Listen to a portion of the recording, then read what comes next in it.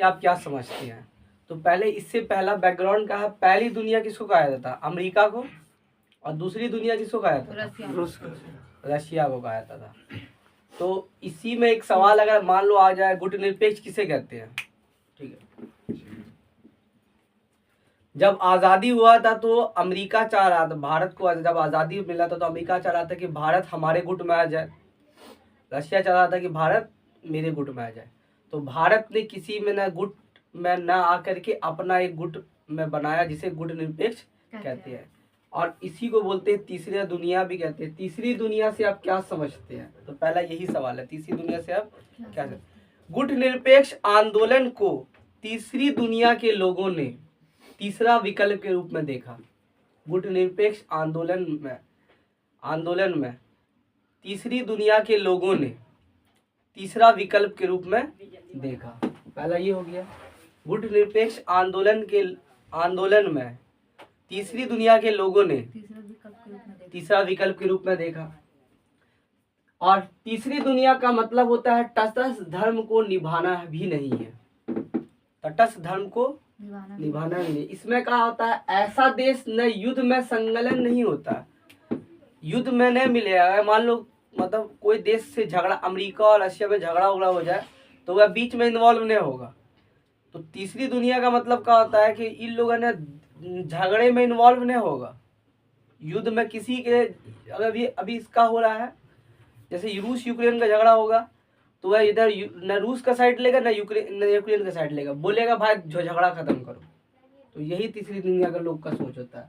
तो ऐसे देश युद्ध में संलग्न नहीं होते, झगड़े में इन्वॉल्व नहीं होता है, ना युद्ध के सही गलत होने पर भी पक्ष देते हैं, ना ये बोलता है युद्ध सही है ना गलत है, ये भी नहीं बोलते, एकदम नॉर्मल बात, कुछ नहीं, शांति का बात बोलते हैं। ये नहीं बोलते कि हाँ युद्ध सही हुआ न यह युद्ध गलत हुआ, बस तटस्थ रहते हैं। और इसमें कई देश शामिल हुए हैं, तीसरी दुनिया में कई देश शामिल हुए जिसमें भारत भी शामिल हुआ है तीसरी दुनिया में। तो अब लिखना कैसे है, गुट निरपेक्ष आंदोलन को तीसरी दुनिया के लोगों ने तीसरा विकल्प के रूप में देखा। इसका अर्थ होता है तटस्थ धर्म को निभाना भी नहीं है। इसमें मतलब तीसरी दुनिया के लोग युद्ध में शामिल नहीं होते हैं या युद्ध में संलग्न नहीं होते, ठीक है ना ही वह युद्ध को सही गलत बताते हैं, ठीक है, ना ही वह युद्ध को बताएगा सही है कि गलत है, ठीक है। कई कारणों से लोग, कई देश, इसी कारण से कई देश तीसरी दुनिया में शामिल हुए जिसमें भारत भी शामिल हुआ है। हो गया, कल भी छुट्टी है, कल तो छुट्टी रहेगा, कल आ जाना है तुम लोग को। हम तो बोलते 6 बजे आ जाओ, कल सुबह आ जाएंगे हम लोग, आ जाएंगे 6 बजे से अपना स्टार्ट कर दिए तब का। तो क्वेश्चन पूछेगा विश्व बैंक का कार्य बताइए, विश्व बैंक का क्या क्या काम है? विश्व बैंक सबसे पहले लोन देता है, ठीक है, विश्व बैंक क्या देता है? ऋण देता है, ऋण किसको देगा? ऋण देगा और वित्तीय सहायता देगा, पैसे से सहायता करेगा, किसको करेगा? विकासशील देश को करेगा, ठीक है ना। 2-3 तरह का कोई देश होता है, एक होता है विकसित देश, अमेरिका, फ्रांस, यूएसए, ये सब विकसित देश है। एक होता है अविकसित देश जो है ना एकदम पूरा गरीब है, और जो अभी विकास कर रहा है तो उसको कौन देश कहेंगे? विकासशील देश। तो विश्व बैंक लोन देगा, किसको देगा? विकासशील देश को वित्तीय सहायता एवं ऋण प्रदान करने का काम करता है। विकासशील को वह लोन देता है और विकासशील को वित्तीय सहायता देता है। तो विकासशील देश को क्या क्या कर देता है? वित्तीय सहायता से देगा या लोन देगा। तो विश्व बैंक का निम्नलिखित कार्य है, पहला काम विकासशील देश को वित्तीय सहायता एवं ऋण प्रदान करना, हो गया। दूसरा क्या है? पर्यावरण सुरक्षा के लिए काम करता है विश्व बैंक। पर्यावरण सुरक्षा और पर्यावरण को कंट्रोल करने को, प्रदूषण नियंत्रण को लागू करना इसका काम है, कि कैसे प्रदूषण कंट्रोल हो दुनिया में, ठीक है, इस पर काम करता है। तो पहला क्या है? विकासशील देशों क्या करता है? वित्तीय सहायता और ऋण देता है, ऋण देता है। दूसरा है पर्यावरण प्रदूषण, ठीक है, पर्यावरण सुरक्षा और प्रदूषण को नियंत्रण करने को लागू करता है। 2 काम हो गया। तीसरा क्या है, इंटरनेशनल जो बिजनेस हो रहा है, अंतर्राष्ट्रीय व्यापार हो रहा है, अंतर्राष्ट्रीय व्यापार का जो भी सेक्टर है, क्षेत्र को संतुलन बनाए रखता है कि व्यापार बिगड़े न। तो ऐसा कुछ काम क्या करता है कि अंतर्राष्ट्रीय व्यापार के क्षेत्र में संतुलन बनाए रखना इसका काम है। अंतर्राष्ट्रीय जो भी व्यापार हो रहा है, जिस क्षेत्र से व्यापार हो रहा है, क्षेत्र से व्यापार है, उसको संतुलन बनाए रखने का काम करता है। बड़ा बड़ा बिजनेस हो रहा है तो अब जिस रूट से हो रहा है, जो पनामा है तो उसको लोन देने का काम करेगा, पनामा नहर जो बन रहा है, सुएज नहर, वो सब जो बना। तो विश्व बैंक अंतर्राष्ट्रीय व्यापार के क्षेत्र में संतुलन बनाए रखने का काम करता है। और क्या करता है, आर्थिक विकास के लिए, आर्थिक विकास मतलब बड़ा बड़ा रोड, बड़ी बड़ा डैम अगर बनाना हो तो विश्व बैंक से कर्जा ले सकते हैं। तो आर्थिक विकास के लिए तकनीकी सहायता प्रदान करना, ठीक है, आर्थिक विकास के लिए तकनीकी सहायता देने का काम करता है। तो क्या क्या काम करता है, विकासशील देश को वित्तीय सहायता और ऋण प्रदान करता है, पर्यावरण सुरक्षा और प्रदूषण को नियंत्रण को लागू करता है। 2 काम हो गया। तीसरा काम क्या है, अंतर्राष्ट्रीय व्यापार के क्षेत्र को संतुलन बनाए रखने का काम करता है, ठीक है। और चौथा क्या है, आर्थिक विकास के लिए तकनीकी सहायता प्रदान करता है। बांग्लादेश का उदय का बताइए, कारण बताइए। लिखना है 1970 के चुनाव के बाद पाकिस्तान में चुनाव हुआ, 1970 का चुनाव हुआ। 1970 के चुनाव में बांग्लादेश का मेजॉरिटी पार्टी जो है, बांग्लादेश की पार्टी को ज्यादा वोट आ गया कंपेयर टू पाकिस्तान। तो बांग्लादेश ने चुनाव, या पाकिस्तान ने बोला कि नहीं चुनाव को रद्द कर दी। बहुत होशियार है। दिमाग समझा। तो 1970 के चुनाव के बाद पाकिस्तान में 1970 में चुनाव हुआ, उसके बाद उसमें बांग्लादेश का मेजॉरिटी ज्यादा हुआ। तो वहां क्या हुआ, वहां में सैनिक रूल आ करके वहां के लोगों को मारने लगा, ठीक है। 1971 में वहां क्या हो गया, गृह युद्ध स्टार्ट हो गया। गृह युद्ध होता है, अपने देश का आवाम रहता है और वहां का सैनिक रहता है, उसी देश का सैनिक से होता है। तो 1970 के चुनाव के बाद बांग्लादेश या पूर्वी पाकिस्तान में क्या हो गया, गृह युद्ध स्टार्ट हो गया।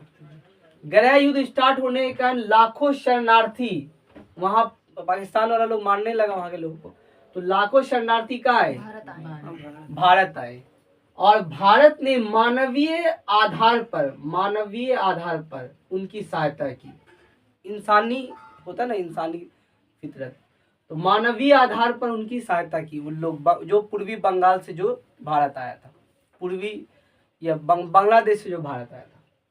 और इसके विरोध में जो हेल्प करा ना, तो पाकिस्तान वाला चिढ़ गया। और 1971 में यह पाकिस्तान ने भारत के हवाई अड्डा पर हमला कर दिया पूरा। तो भारत भी जवाबी कार्रवाई करी और पाकिस्तान, ठीक है, वाह यार बड़ा अच्छा है, पाक तो कम से कम लिख दो।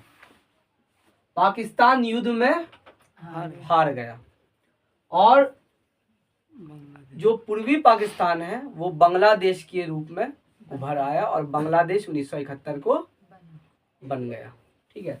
तो लिखना कैसे है, सबसे पहले चुनाव कराया समीर ने 1971 में, पाकिस्तान में चुनाव हुआ, दोनों तरफ चुनाव हुआ। चुनाव होने के बाद 1970 में चुनाव हुआ, तो उसके बाद ने वहाँ 1970 में क्या हो गया, 71 में क्या हो गया, गृह युद्ध हो गया। 1970 के चुनाव के बाद यह पूर्वी पाकिस्तान में 1970 के चुनाव के बाद पूर्वी पाकिस्तान में गृह युद्ध शुरू हो गया। गृह युद्ध शुरू हो जाएगा तो लाखों शरणार्थी कहाँ आ जाएगा, भारत। तो गृह युद्ध तो लाखों शरणार्थी भारत आए। भारत ने अब कोई भी भारत आएगा तो भारत उसका हेल्प करेगा। तो भारत ने मानवीय सहायता के आधार पर उनका हेल्प किया, सहायता की। अब सहायता करा तो पाकिस्तान को चुन लग गया, तो लिखना फिर उसके बाद पाकिस्तान ने उस इसके सहायता करने के विरोध में पाकिस्तान ने भारत के हवाई अड्डा पर हमला कर दिया। अब भारत भी चुप नहीं रहेगा, भारत भी क्या करेगा, जवाबी कार्रवाई करेगा। और जवाबी कार्रवाई करेगा तो अच्छे से धोएगा उसको, पाकिस्तान को। अब फिर पाकिस्तान का हो गया, हार गया। और फिर नया एक बांग्लादेश बना 1971 को। कोई दिक्कत नहीं, ठीक है। शून्य काल से आप क्या, शून्य काल वह समय होता है जब सांसद, कोई भी सांसद बना, जैसे फरजाना सांसद बनी, तो फरजाना संसद जो रहेगी वो तत्काल इमरजेंसी में सार्वजनिक महत्व के मुद्दे को उठा सकती है। कुछ तो बता दे रहा आदि। शून्य काल वह समय होता है जब फरजाना संसद तत्काल सार्वजनिक महत्व के मुद्दे, ऐसा कौन मुद्दा को उठा सकती है, सार्वजनिक महत्व का मुद्दा। सार्वजनिक महत्व मतलब जो लोगों के लिए होता है, आम लोगों के लिए। तो सार्वजनिक महत्व के मुद्दे को उठा सकती है। बोल सकती है कि समीर को आप सर कहे मार रहे हैं, तत्कालिक मुद्दा है, ठीक है। तो शून्य काल वह समय होता है जब सांसद, ठीक है, तात्कालिक सार्वजनिक महत्व के मुद्दे को उठा सकती है। कोई मुद्दा होता है, कोई बात होता है, मुद्दा, सार्वजनिक मुद्दा होता है, उसको उठा सकती है, ठीक है। तो शून्य काल वह समय होता है जब सांसद तत्काल सार्वजनिक महत्व के मुद्दे को उठा सकती है। ये समय कितने बजे का होता है, दोपहर के 12 बजे। तो सार्वजनिक मुद्दा उठाना है, लेकिन ये समय किस दोपहर 12 बजे के बाद शुरू होता है। लेकिन स्पीकर को जो भी सार्वजनिक मुद्दा उठावेगा, शून्यकाल के बाद मुद्दा उठावेगा, उसको स्पीकर को 8:30 बजे से 9 बजे के बीच बता देना होगा कि हम ये वाला मुद्दा है मेरा, ठीक है। तो लोकसभा में शून्यकाल में 8:30 से 9 बजे के बीच स्पीकर को सूचना देना होगा, पहले बता देना होगा कि ये मुद्दा है, ठीक है। तो शून्यकाल वह समय है, शून्यकाल वह समय होता है जब सांसद तत्काल सार्वजनिक मुद्दे को लोकसभा में उठा सकती है, ठीक है। और ये समय कितने बजे के बाद स्टार्ट होता है, दोपहर के 12 बजे। दोपहर 12 बजे के बाद स्टार्ट होता है। इसके लिए संसद को 8:30 से 9 बजे के, सुबह 8:30 से 9 बजे के बीच स्पीकर को सूचना देना होगा कि हम ये टॉपिक है, समझा, हो गया, रोक दो।